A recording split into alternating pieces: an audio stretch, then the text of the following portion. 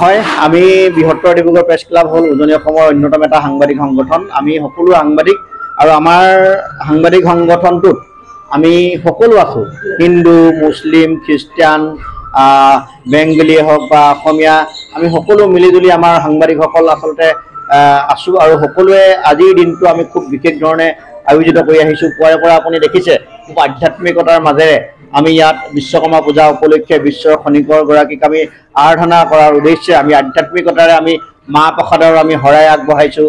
মাহ প্ৰসাদৰ শৰাইৰ লগতে আমি ভোগ বৰ্তমান ওপৰত আমাৰ অন্য এটা কোঠাত আমাৰ হৈ আছে, খিচিৰি হৈ আছে।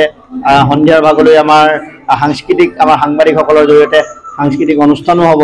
গতিকে আজিৰ দিনটোত আমি নিজৰ কামৰ মাজতে, যিহেতু পুৱাৰে পৰা নিশালৈকে আমি বিশ্বকৰ্মাৰ অবিহনে আমি আগুৱাব নোৱাৰোঁ।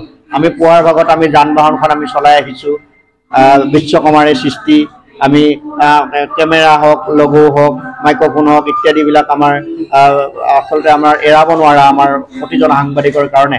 গতিকে আজিৰ দিনটো আমি খুব সুন্দৰকৈ আমি আধ্যাত্মিকতাৰে আমি অনুষ্ঠিত কৰি অহাৰ দৰে এইবাৰো আমি এনেধৰণে আয়োজন কৰিছোঁ।